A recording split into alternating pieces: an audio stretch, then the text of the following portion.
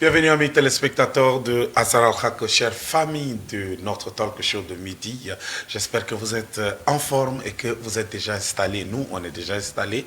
Voilà, nous sommes installés, mais prêts surtout à vous servir et prêts aussi à échanger avec vous. Vous savez que quand midi sonne, on se retrouve pour nos papatos, pour faire un peu de atalakou, mais aussi pour dire la vérité sans filtre, avec des propositions concrètes. Et c'est ça, Asar Al-Haq. Aujourd'hui, l'équipe de ma droite est modifiée. Je ne sais pas comment Romadi va se prendre. Est-ce que le conseiller lui a donné tout le quitus qu'il faut?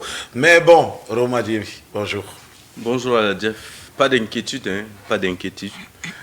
C'est un digne représentant de l'aile de la droite, comme tu aimes le dire. D'accord. Alors, je voudrais simplement dire que cela ne tienne. Il y a simplement peut-être des petites choses qu'il faut corriger. C'est l'embouteillage. Et comme vous savez, les axes secondaires sont impraticables. Ouais. Ça fait que Ouais. c'est difficile à mon doyen d'être là. Il est certainement dans les embouteillages. Espérons que d'ici là, il va quand même prendre le train en marche, parce que souvent, c'est une promesse et Ouais. c'est interdit de pleurer. Interdit On de ne pleure pleurer. pas. Ben, nous espérons que tu vas te battre pour nous rattraper. À ma droite, bien habillé en noir, des cheveux jusqu'aux habits, je ne sais pas qu'est-ce qui se passe. Mais bon, Firmine, bonjour. Ah Jeff, décidément, tu n'aimes pas la paix.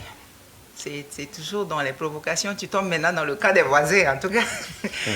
Bonjour, chers téléspectateurs, auditeurs de IFM. C'est toujours un plaisir de vous retrouver et surtout la grande équipe de Asar Al-Haq. Les voisins, aujourd'hui, doyen en route, on espère, hein.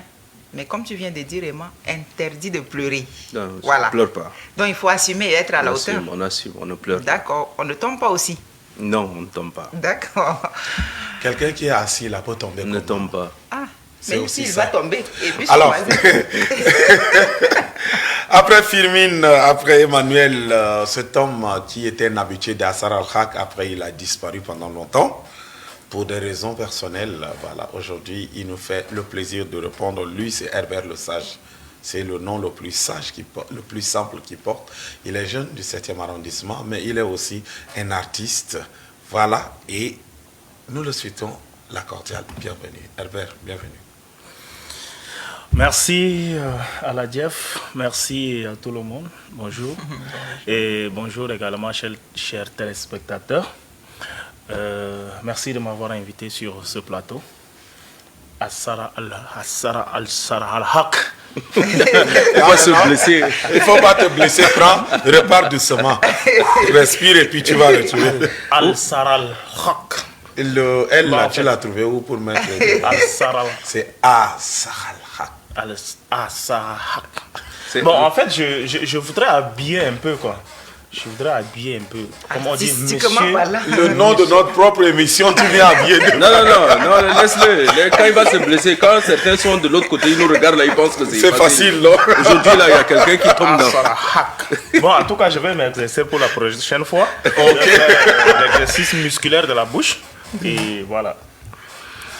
Bienvenue à toi, Herbert. Merci beaucoup. Alors Jeff, peut-être je vais simplement m'incliner un peu, parce que c'est vrai qu'on a constaté quelque chose qui nous a un peu refroidi depuis quelques jours. Je sais pas, je voudrais profiter de l'occasion parce que on en a parlé et aujourd'hui, depuis hier, je crois que beaucoup de personnes ont reçu comme un coup de massue la perte d'un être cher, d'un jeune, c'est-à-dire. Et surtout, ça continue et ça met mal à l'aise. C'est un jeune qui est connu, un jeune qui s'est fait connaître par ce qu'il sait faire. Je ne dirais pas que c'est un gars qui est connu par ce qu'il a, mais c'est ce qu'il sait faire. Et il s'est fait remarquer par plusieurs. Nous, on a appris subitement sa perte. Et cela nous laisse perplexes. Et je voudrais simplement vraiment avoir une pensée pieuse à ce jeune-là qui vient de partir à fleur d'âge, comme disent beaucoup de personnes. Et c'est aussi cela la vie, et mais malheureusement surtout que c'est des jeunes qui nous donnent la possibilité de rêver, de voir qu'il y a encore beaucoup de choses qui vont se faire, et malheureusement on ne sait pas à la suite de quoi. Et franchement, je voudrais simplement m'incliner et dire mes condoléances à la famille de ce jeune qu'on appelle Wildona.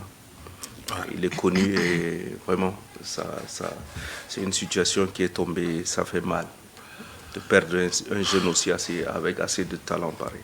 D'après les dernières informations, il serait rentré de la salle de gymnase et ensuite il ressentait un mal au niveau de la thorax. Et après, on l'a transféré à l'hôpital et à 3 heures du matin. Il s'en est allé et nous profitons aussi pour présenter toutes nos condoléances à la grande famille des artistes, parce que c'est aussi un grand promoteur culturel.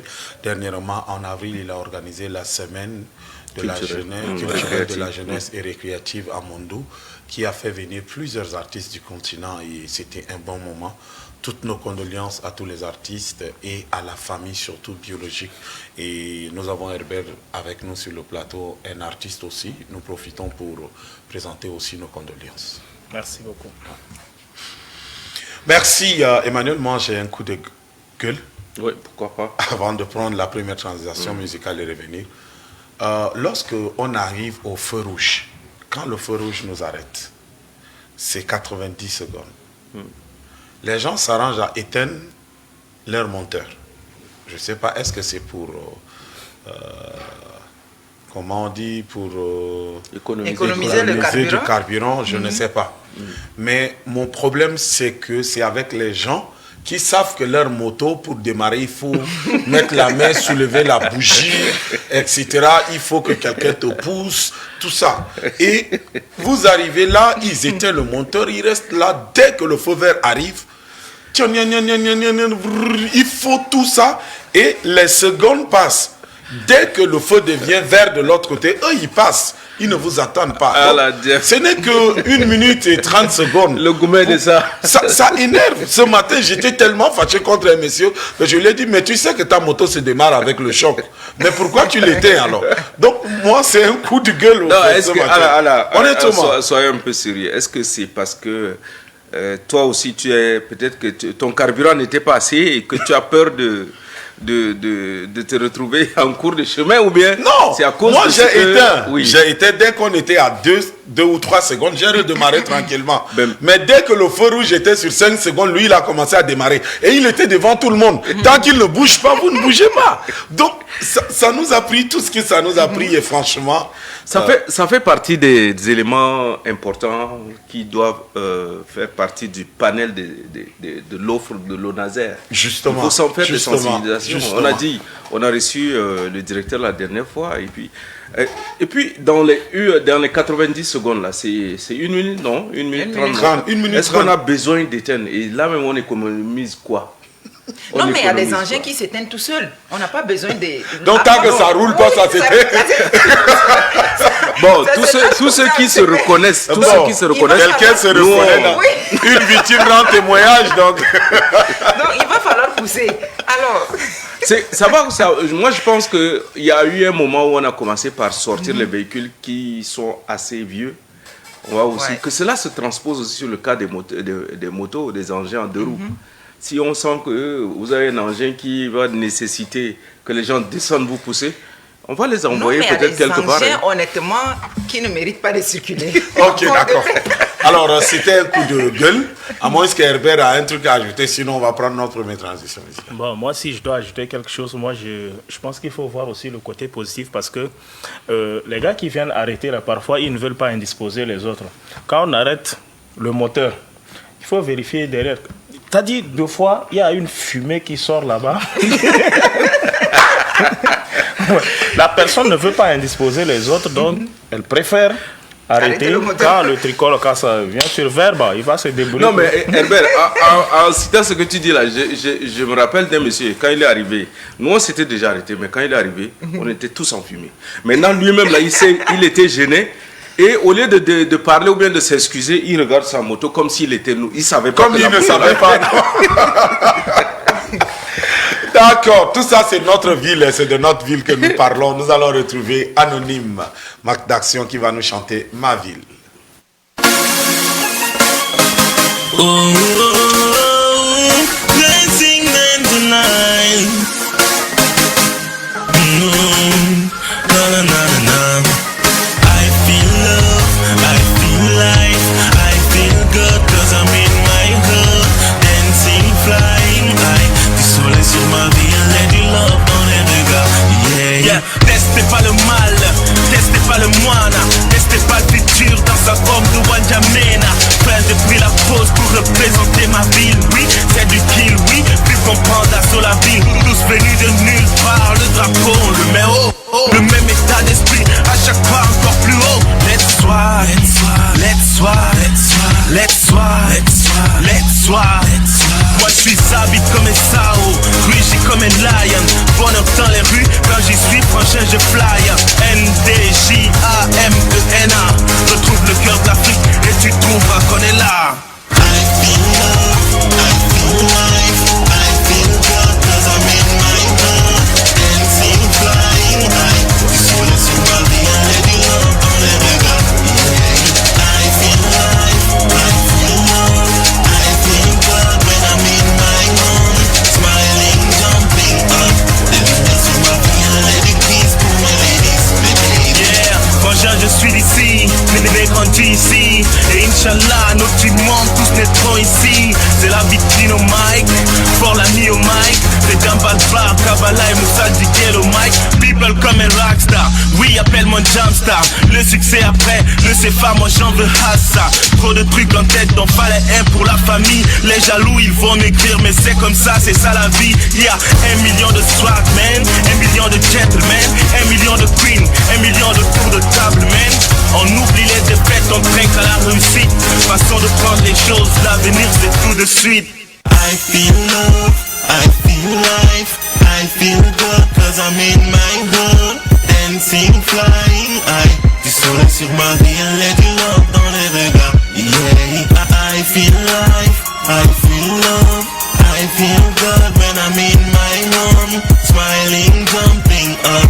Des lumières sur ma vie, et du peace pour mes ladies, mes baby. I feel love, I feel life, I feel good 'cause I'm in my hood, dancing, flying high. Du soleil sur ma vie, et du love dans les regards. Yeah, I feel life, I feel love, I feel good when I'm in my home, smiling, jumping up.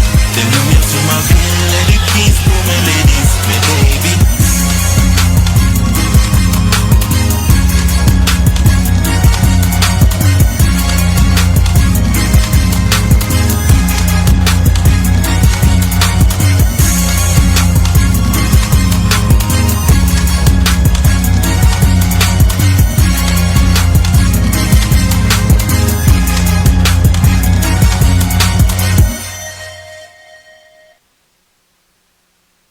Ma ville, signé Anonyme, Magloire Tampele. Voilà, c'est un bon rappeur, mais un bon chanteur qui nous a présenté toute la capitale avec sa beauté. C'est avec cela que nous reprenons le chemin du buzz pour retrouver Fifi Milano, l'italienne à côté du gars Mondano. Hey. Je peux mourir en paix. Firmine. Ouais. Alors, depuis 2 jours, hein, la sortie du président hier sous la pluie pour le cabinet commence par alimenter et enflamme également les réseaux. Je ne sais pas pourquoi la pluie, c'est pas quand même une excuse pour ne pas assumer ses responsabilités. Alors, le président hier était sorti sous la pluie pour se rendre au cabinet, chose que les gens ont appréciée et d'autres ont également décrié. Mais moi, ce qui retient ici mon attention, c'est que dans certains quartiers de la capitale, hein, dans le 7e arrondissement, tout comme je peux aussi parler du 9e, mais certains quartiers sont pratiquement inondés et sous l'eau. Alors, pour sortir de la maison, trouver un grand axe, c'est pratiquement impossible. Les gens sont obligés quelquefois de faire recours aux pirogues. C'est ce qui est vraiment alarmant. Dans la capitale, se déplacer en pirogue, mais vraiment, je trouve ça... c'est trop quand même, quoi. Donc, il y a les jeunes, pour encourager également l'effort de certains jeunes. Il y a des jeunes qui sont également dans certains quartiers, qui se mobilisent en association ou soit en groupement également, qui essaient un peu de faire drainer l'eau et essayent également d'aménager un peu, peut-être en mettant un peu du sable et des remblais pour pouvoir aider, n'est-ce pas, la population à se déplacer. Mais sinon, quand tu viens dans certains quartiers, c'est quand même déplorable, quoi. Nous sommes encore en août, on tend vers la fin, d'accord, mais le mois de septembre, il continue aussi à pleuvoir en N'Djamena, alors ça inquiète, quoi. Donc s'il faut interpeller aussi les autorités, c'est vrai que les efforts sont en train d'être faits, mais ce n'est pas assez. Il faut toujours continuer par le faire. Et moi, je me dis aussi, pourquoi ne pas impliquer également les architectes par rapport au plan même de l'urbanisation de la ville, pourquoi pas? On commence également, quelquefois, les chantiers, on arrête en suspension, on barre aussi les routes partout. Donc c'est devenu un peu de désordre et c'est compliqué, quoi, pour se déplacer. Voilà. D'accord, Firmin, il faut se dire que nous on ne parle pas sans preuve. Donc, Justement, il faut qu'on fasse que les gens voient, parce que depuis quelques jours, les gens disent que N'Djamena est inondé, mais c'est où, quelle partie, tout ça. Nous avons quelques éléments que nous voulons que nous regardions avant de revenir. Mais avant qu'on revienne, moi, je vais te poser une question, avant peut-être de passer la parole à notre invité.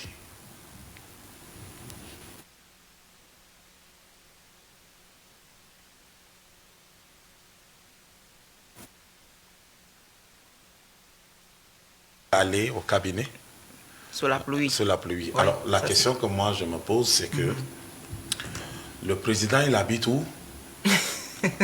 Ça, c'est la première question que je me pose. Il habite où? Et il est sorti comment? Et puis, parallèlement à côté, voici aussi la réalité qu'on veut comparer. Tu vois un peu, le président, il est de l'autre côté. Des fois, il dort même à la présidence. Donc il peut quitter d'un bâtiment à un autre. Pour moi qui habite complètement quelque part, le sort sur ma carcasse, alors on voulait me faire comprendre que même le président est sorti sous l'eau. Pourquoi pas moi, quoi. Donc c'est la question que je voulais te poser. Le président, il habite où, non?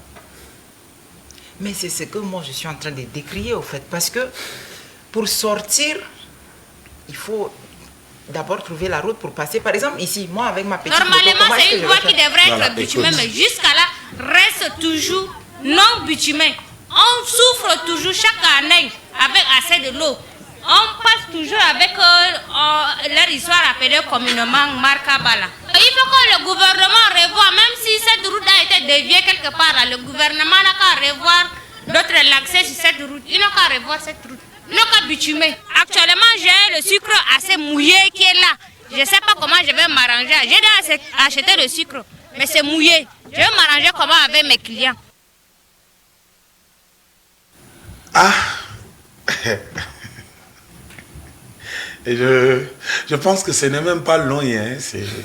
C'est l'axe du octobre en descendant. Et c'est la route qui va chez Herbert.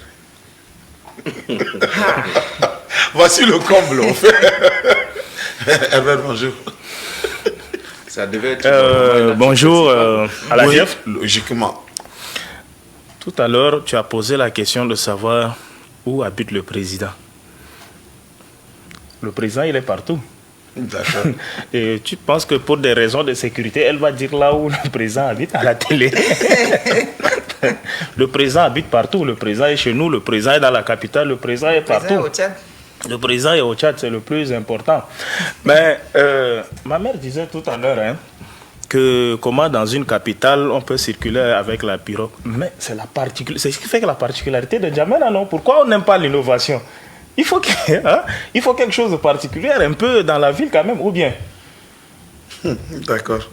Bon, c'est juste une parenthèse, mais c'est quand même déplorable de voir une capitale ou une grande voie, un axe comme celui du rond-point Gazelle, qui vient jusqu'à Gassi, je ne sais pas si... Gassi, qui dessert tout le quartier, plus d'une dizaine de kilomètres, soit sous l'eau. Je crois que cette histoire, ce n'est pas Le problème, c'est une question de volonté politique. C'est une question de volonté politique. J'ai l'impression que les gens refusent qu'il y ait des développements. Les gens sont là assis quelque part, ils refusent qu'il y ait des changements. Comment comprendre l'axe de moins de 300, là où là, on n'arrive pas à maîtriser l'eau depuis des années? Quand même, on est en N'Djamena. Quel est le rôle de la voirie, des communes, de la mairie centrale, du ministère de l'aménagement du territoire, le ministère des infrastructures? C'est quoi leur rôle? Pourquoi l'AXI? Combien de hauts cadres de ce pays sont dans les parages? Combien des entreprises ou bien des opérateurs économiques qui sont de l'autre côté? Si certains n'arrivent pas à créer même des entreprises, que là, peut-être que c'est à cause même de la route là. Disons si quelqu'un a un entrepôt, par exemple, de farine, ou bien une boutique c'est pas un dépôt de gaz butane, par où il va passer pour ravitailler la population? Et sachez que le 7e arrondissement est l'arrondissement, je dirais même, qui devrait même plutôt, ne devrait pas être inondé. Peut-être ceux qui sont au milieu comme le 5e, le 8e, bon, on peut dire qu'ils sont au centre, mais les arrondissements comme le 7e, le 6e, le 3e, un peu, je ne sais pas s'il y a le 2e, et puis le premier arrondissement, c'est des... Pour moi, en tant que quelqu'un qui a fait un peu l'aménagement, moi, je pense que ces arrondissements ne devraient pas être inondés. Malheureusement, c'est les plus inondés. C'est les plus inondés. Oui. On achète Pourtant, 9e et puis on trouve que c'est les plus inondés. Nous sommes... Et d'ailleurs, depuis plusieurs années. Ouais. Plusieurs années. C'est pourquoi je dis qu'il y a un manque de volonté. Ces arrondissements sont situés, ils longent l'autre, le fleuve. Quand on demande aux experts, ils vont nous faire comprendre que non, le fleuve Chari est au-dessus de la ville. De la ville. Ok, on est d'accord, c'est des études qui ont montré. Mais maintenant, on sait que la période de montée des eaux en N'Djamena, c'est à partir de septembre. Vers fin septembre, je crois, si je ne me trompe pas, c'est à partir de septembre. Entre-temps... Et c'est ça qu'on appelle l'eau de sel.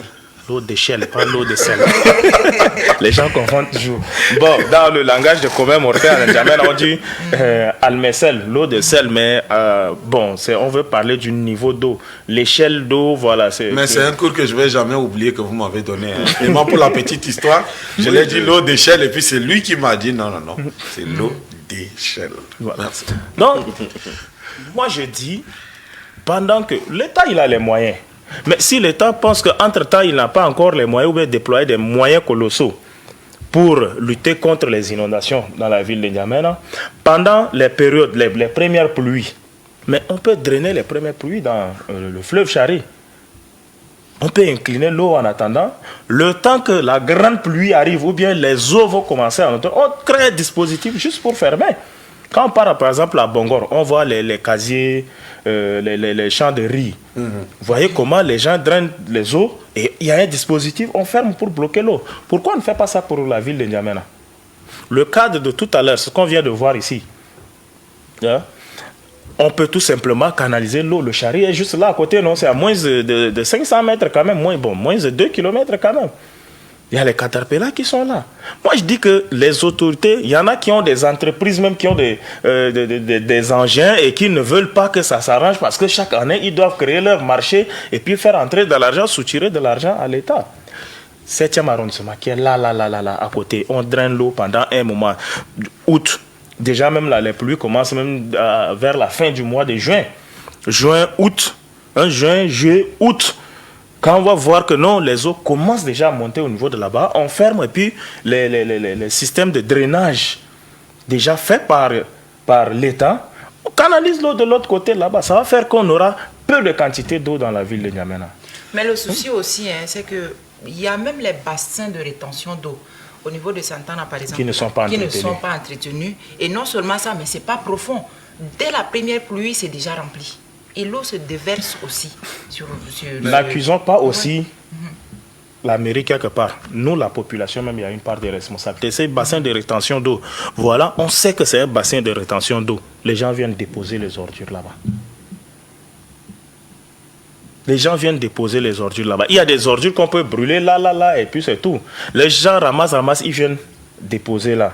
Bon, ça peut être aussi la responsabilité de l'État parce qu'il n'y a pas d'espace pour Il faut aussi conserver. la sensibilisation. Mais parlant des bassins de rétention, je ne peux pas parler de tous les bassins, mais celle que je maîtrise mieux, c'est celle qui est en face de Santana. Le chantier a commencé sous mes yeux jusqu'à ce que ça finisse. À la base, on vous dit qu'on vous fait une profondeur de 5 mètres sur ce qui a existé. Parce qu'avant, c'était un boutard, donc il y a quand même une petite profondeur de 1, 5, tout ça. Mais sur ça, on vous fait une profondeur de 5 mètres. Aujourd'hui, les bassins de rétention n'ont même pas une profondeur de 3 mètres ou 3 mètres 50. Du coup, par exemple, les bassins de Santana que je connaisse, les 2 bassins n'ont pas été curés à la même. C'est celui d'en face qui a été curé, mais celui de derrière Santana n'est pas curé. De sorte que, dès les premières eaux de pluie, celui de l'autre côté déverse toute son eau dans ce qui a été curé. Donc le fait d'épauler l'autre, l'eau était déjà là, oubliant que les eaux du quartier sont drainées vers là. Dès que les eaux du quartier arrivent, mais c'est les bassins de rétention qui inondent plus les quartiers que les eaux de pluie. Moi, par exemple, je dormais, je me suis réveillé à 2 heures, j'étais allé à la toilette, à la douche, et puis, en rentrant, j'entends un truc, je ressors, mais c'est l'eau de bassin qui a réussi à trouer mon mur. Je dis bien, à trouver le mur et la cour, le temps de réveiller les gens en moins de 30 minutes, on avait l'eau aux genoux. Donc, c'est quelquefois, je me dis, est-ce que c'est pas question de profondeur et d'aménagement? Ils ont creusé les bassins, mais ils ont plus compacté les parties de la sortie vers les voies bitumées qu'on appelle le goudron. Ils compactent mieux les parties du goudron et les parties des habitations, ils s'en foutent. Donc, ça fait que c'est à une pente, quand ça monte, ça redescend vers les habitations. Et pour eux, c'est préservé. Mais la partie qu'ils ont préservée, là, c'est l'eau de pluie même qui s'en est chargée, en fait. Donc, Vous voyez, la route de l'eau, c'est-à-dire, elle est difficile à maîtriser. Tout à l'heure, tu parlais de la profondeur. Tu dis que les bassins n'atteignent pas 5 mètres de profondeur. Mais, tu sais, les ingénieurs et les autres, quand on parle de la profondeur, toi, ce que tu vois, on va te dire, on va te montrer un truc, la profondeur, c'est peut-être même 50 cm. Tu vois, c'est par rapport à quelque chose qu'on mesure. Peut-être au bordure de la ville de N'Djamena, tu prends les monts. Tu viens, tu trouves une montagne, on dit la montagne elle a une altitude de, je sais pas moi, de 1000 quelques mètres. Mais en réalité, quand tu vas mesurer, c'est peut-être même 300 là physiquement. Donc on prend le niveau, l'altitude là, en fonction de la mer. Tu vois, non, en fonction de la mer. Donc il faut chercher à savoir pourquoi. À l'œil nu, tu vois, c'est là, ça n'atteint pas 5 mètres et on te dit que c'est 5 mètres. Donc il y a tout ce contour-là à faire. Je reviens sur la responsabilité maintenant de la population. En toute sincérité, N'Djamena, excusez-moi, nous sommes inciviques. Nous sommes inciviques. Et à côté de ça, on attend tout de l'État. Moi, j'ai vu, il y a une ville au Cameroun, là. C'est là où j'ai trouvé l'explication c'est un proverbe, c'est l'adage qui dit chacun n'a qu'à apporter sa pierre de contribution, de construction. Il y a un quartier, ça dit c'est la population elle-même, chacun allait chercher une pierre, d'autres viennent avec le ciment, ils ont fait leur route. Quand tu vois, non, c'est pas possible. C'est joli à voir. À un moment même, ça circulait sur les réseaux sociaux. En Chine, j'ai vu, j'ai vu un documentaire, c'est les villageois qui ont cotisé pour construire un pont. Oui, ça j'ai regardé. Voilà, tu viens, même si tu as un 10 francs, tu viens, donc tu écris, les noms là sont gravés là, quelque part, tel a donné telle contribution, ils ont fait leur pont, ils ont construit. Mais pourquoi pas nous? Pourquoi pas nous? Pourquoi on doit tout attendre de la mairie? Il y a des gens qui ne veulent pas qu'on canalise, qu'on fasse même les caniveaux devant chez eux. Ouais. Parce qu'ils sont les plus puissants. Ils ne veulent pas. Quand on veut drainer l'eau, un voisin qui veut faire... Non, pas question. Mais l'eau là doit passer par où? Et non seulement ça, mais il y a aussi des voisins qui ne veulent pas que les gens circulent devant chez eux. Devant chez eux même. Également. Ça, excusez-moi, mais ça c'est le quotidien des gens d'Abena. Kamda, Boutalbaga. Non, perdu Oui. sur les gens. non, il faut aller. Quelqu'un va, il barre devant chez lui. Ouais. Même les piétons ne passent pas. Même les piétons ne passent pas, ils barrent. Or, c'est la route de l'État. La réalisatrice qui vit dans le quartier dit deux fois, c'est de gros trous comme ça. Oui, ils creusent. C'est ça la méchanceté Oui. aussi. Les gens viennent creuser la nuit pour que les gens ne passent pas devant chez eux. Et le Non matin, seulement- ils mettent des accessoires, ils sont là, ils vous observent. Tranquille. Oui, comme s'ils n'ont Non rien à faire. non seulement pour que vous ne passiez pas, mais c'est une situation assez dangereuse. Parce que si vous n'êtes pas, vous n'avez pas fait attention, vous pouvez tomber, vous casser. Moi, je voudrais plutôt, avant d'aller plus loin, revenir sur cette question de base que Aladjef, le capitaine, a posée tout à l'heure, où habite le président surtout. Ce qu'on veut nous faire comprendre, c'est que le premier homme du pays a donné l'exemple. Bon, c'est bien de donner les exemples. Mais je pense que si je vais sur ce que Herbert a dit tout à l'heure, s'il faut que le président vienne habiter un peu dans nos zones, c'est là où on va comprendre. On a tous la volonté d'aller au boulot. Mais des fois, c'est les conditions de nos espaces. C'est nos conditions de nos espaces qui ne nous permettent pas. Donc, vous voyez, le président a le moyen de déplacement. Il n'est pas à moto. Il est dans une zone urbanisée qui n'a pas de bout. Alors si le Il président peut venir pouvait même se au boulot à réveiller- pied.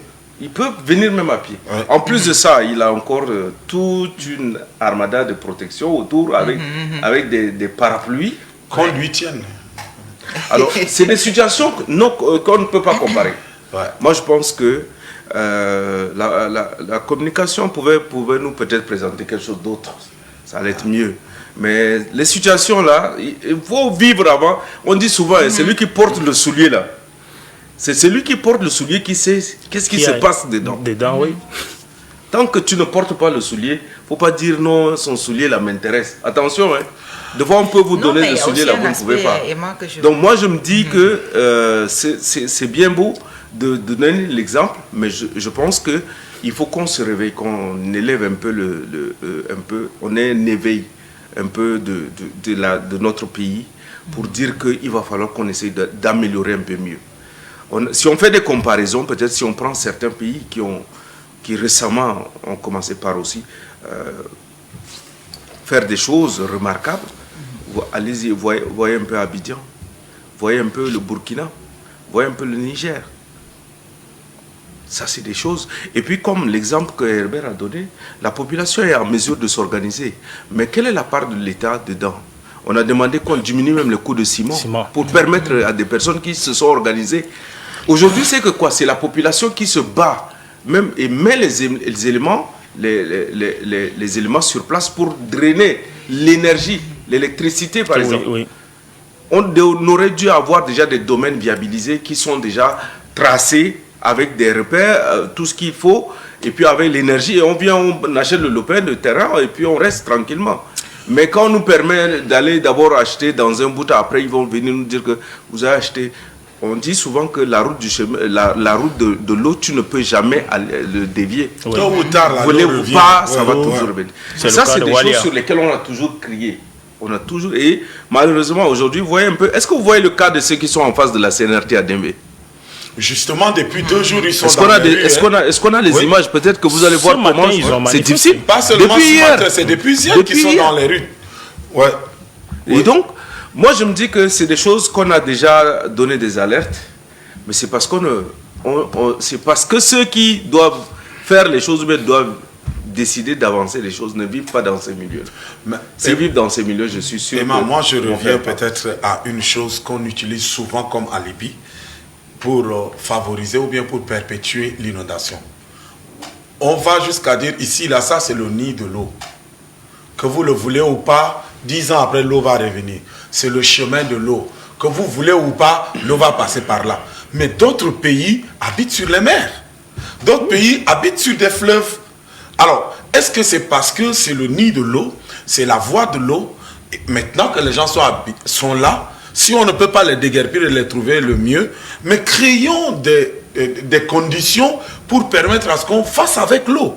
On peut construire des choses sur l'eau. Moi, j'ai vu des images des pays qui ont réussi à faire ça. Prenons l'exemple simplement, on revient sur la première image surtout, qu'on est en train de faufiler, mais moi je reviens avec beaucoup de pincements au cœur. Cette voie-là, il y a de cela 5 à 10 ans en arrière, moi j'habitais Gomme Arabique. En 2016-17, j'habitais Gomme Arabique. Mais cette voie est impraticable. Tu veux passer, tu arrives devant le centre de santé de Atron déjà, tu montes dans une pirogue qui t'amène jusqu'au rond-point Gazelle. Mais ce n'est pas ça seulement le problème. Tu as toute une difficulté d'accès, mais tu payes cher pour que la pirogue traverse avec toi.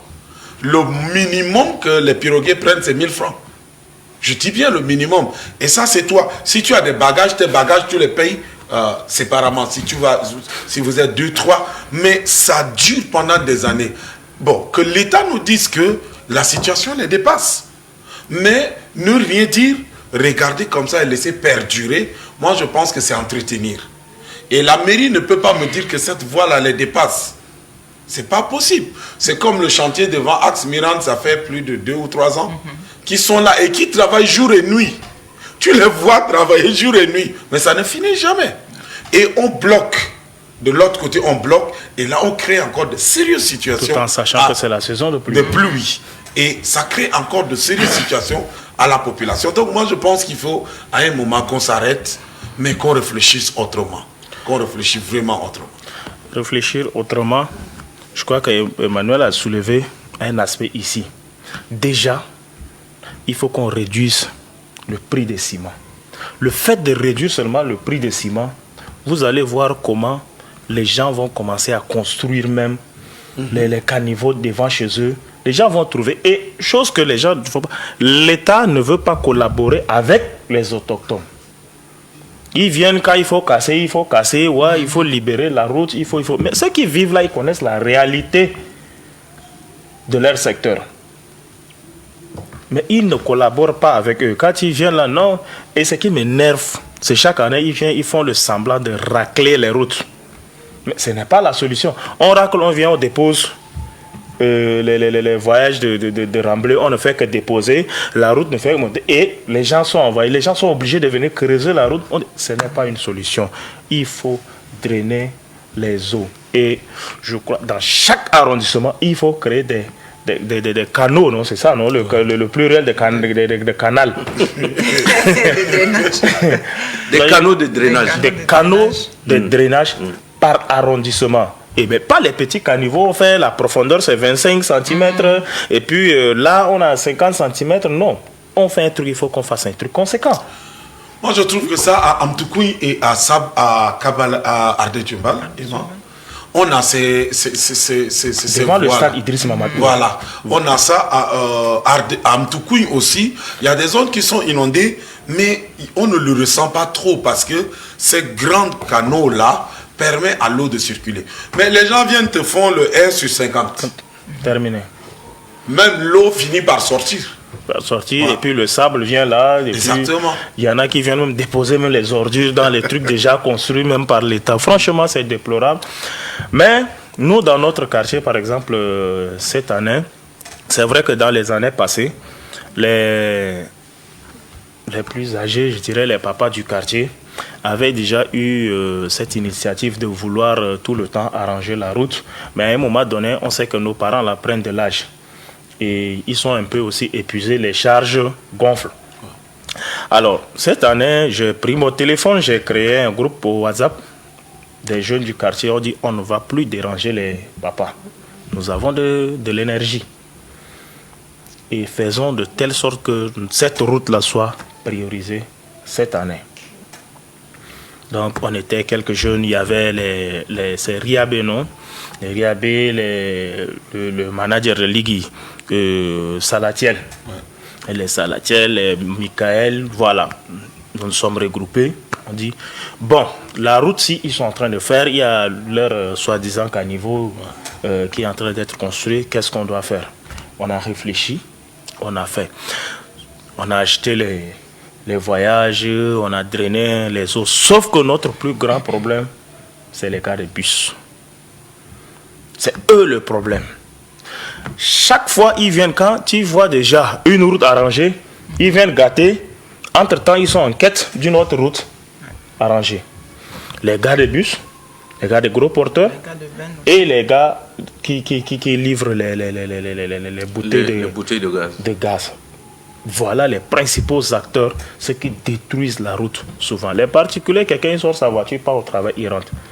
Mais imaginez la navette que les gars de bus et avec leur châssis, ou je sais pas moi, à moins de 25 cm Ça du déchire sol. le sol.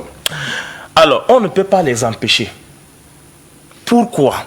Parce que ces bus-là, on a nos familles qui sont dans les quartiers les plus reculés. Parce qu'aujourd'hui, l'axe là est la plus priorisée de ce secteur. Hein. Tout Boutalbagar jusqu'à Siguette, tout le monde passe là-bas. On a fait les casses, comment on appelle les brises-vitesses Les dos-d'âne. Les dos-d'âne. Bon, les brises-vitesses, les ingénieurs. Ouais. Voilà. Nous, le citoyen lambda, prends-nous comme ça. Nous, avec Voilà, Dodan, les là, on Dodan. reste là.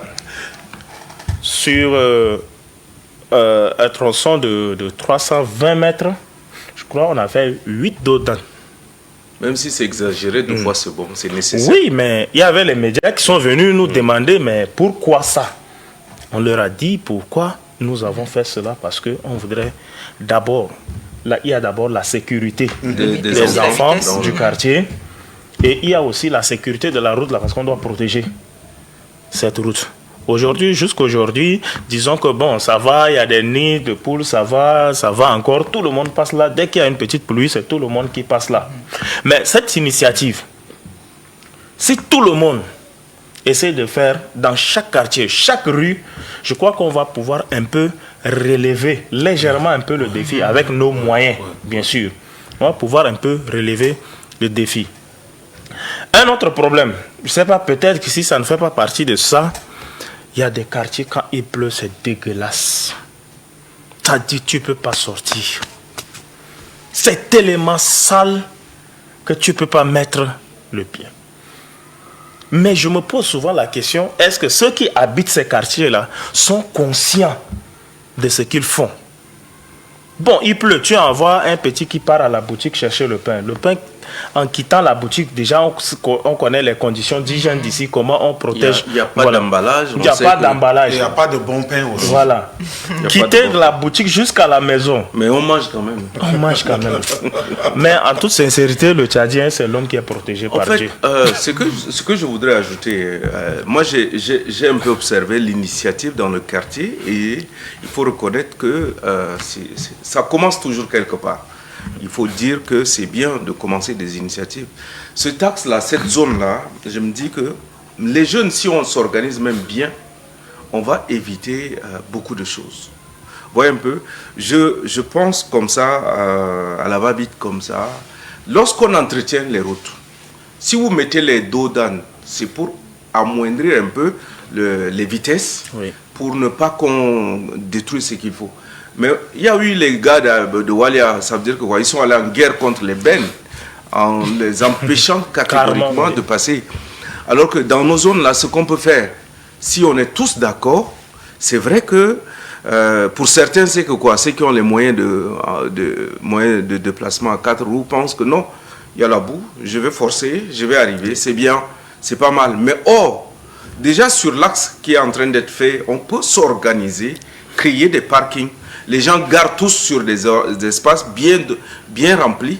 Vous laissez vos véhicules là, nous on s'organise pour surveiller. Sécuriser. Et puis vous venez, là vous descendez simplement, vous rentrez chez vous. Pour que simplement le temps que la route là soit bien remblayée et puis bien damée. C'est simple, mais vous allez voir que... Et il y a cette volonté, mais il y a aussi des personnes qui vont aller à l'encontre, qui vont penser que non, j'ai les moyens, je peux peut-être mettre un peu de sable devant chez moi, le reste, basta. On ne vit pas dans une société comme ça. Ça aussi, il faut relever. Mais Emma, on ne vit pas quand dans tu une vas société comme ça. aménager le 5 mètres de devant chez toi, tu quittes quelque part pour arriver vas dans toujours le 5 absolument. mètres de chez toi. Absolument. C'est pas mieux de Absolument. donner la main et dire à ton voisin, j'ai la capacité de 5 mètres. Est-ce que toi, si le voisin a la capacité de 2 mètres, l'autre voisin a la capacité de 50 On dit centimètres. souvent, ensemble, on est fort. Ensemble, on va plus loin. Ce qui se passe dans ce même zone-là, dans ma zone, peut-être, il y a déjà une plateforme même qui s'appelle une mutuelle. Et ce qui est marrant, c'est que quoi, vous allez constater qu'il y a même des autorités qui sont là parmi nous. Mais c'est vrai, vous êtes peut-être plus occupés, mais vous pouvez peut-être donner les moyens pour que les jeunes puissent aussi arranger la route. Et donc, je pense que la volonté y est. Mais je pense que l'autre chose, c'est de relever. Il faudra que les autorités puissent nous aider. Des fois, les gens ont besoin simplement du tractopelle pour dire que il y a un monsieur qui a donné ça gratuitement. Il dit, je travaille dans une ambassade de la place. On est en réflexion et on a cassé une partie. Je veux bien vous permettre de ramasser tout ce qui est comme ces bricaillons là, pour aménager. Maintenant, chercher simplement le tractopelle pour venir. Mais là, même là, deux fois, il faut discuter avec la mairie, c'est pénible. Non, il n'y a pas de carburant. Mais aider au moins, c'est quoi votre solution? Nous avons vécu ce cas. Ça peut aider.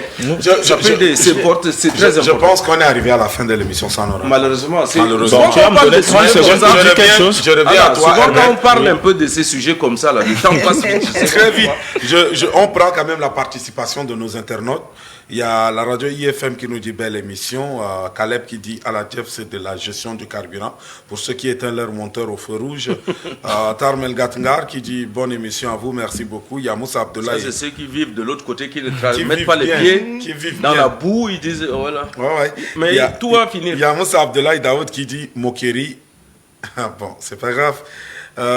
Sobdivé qui dit tu ne peux pas comparer la Chine au Tchad. Il y a des gens qui ne peuvent pas manger une fois par jour dans leur famille, tandis qu'il y a ceux qui ont des comptes bancaires garnis d'argent et ils sont là à piller le bien de l'État. Pour que les citoyens deviennent des citoyens comme vous le voulez, il faut que même les autorités changent, sinon l'heure là, elle nous énerve, nous tous. Sophie Tok dit bonjour à tous, nous sommes dépassés par ces inondations. Ogdomal Olive qui dit, si les conditions d'habitation sont favorables, qu'est-ce qui empêcherait quelqu'un de sortir, de se battre pour son pain? Absolument. Ceux qui pensent que le geste du président extraordinaire ne sont pas dans la même situation que la plupart des Tchadiens. Sophie Tok dit encore les infrastructures publiques ne sont pas correctement installées. Il dit les propriétaires de ce bus et camions paient les taxes. Donc voilà, en payant les taxes, ils disent qu'ils peuvent gâter et puis relativer un peu votre point de vue sur certains aspects. Par exemple, les canaux sont construits en fonction des levées topographiques. Voilà, bon, bref, alors, on ne va pas finir. Donc, merci la réalisation, nous avons compris une seconde à notre invité et puis nous concluons. Ok, une seconde, mais c'est déjà même fini. Ok, d'accord. Je voudrais ajouter rapidement que nous avons eu une initiative là. Nous nous sommes donné 2 ans sur le tronçon de 300 mètres là. Chacun doit construire devant chez lui. C'est-à-dire, toi tu construis, toi tu prends le relais, je prends le relais et puis on va atteindre construire le caniveau. Le caniveau, okay. Oui. Et si chaque quartier on le fait, on va pouvoir un peu relever le défi. Une seconde, c'était pour dire quoi? Au revoir ou bien pour dire merci pour cette opportunité que ETV et puis voilà l'émission Asarahak nous donne pour parler de notre quotidien, de ce que nous vivons. Merci. Et il faut le faire souvent pour sensibiliser cette population. Merci amis téléspectateurs, nous vous promettons que nous allons revenir encore sur le sujet de l'inondation le vendredi. C'est pas fini, nous vous promettons que nous allons finir cela avec l'émission le vendredi. Merci pour votre fidélité, nous nous en excusons, vous avez assez dit sur la plateforme Facebook, mais nous ne pourrions pas tout le relier. Nous allons revenir le vendredi, au revoir.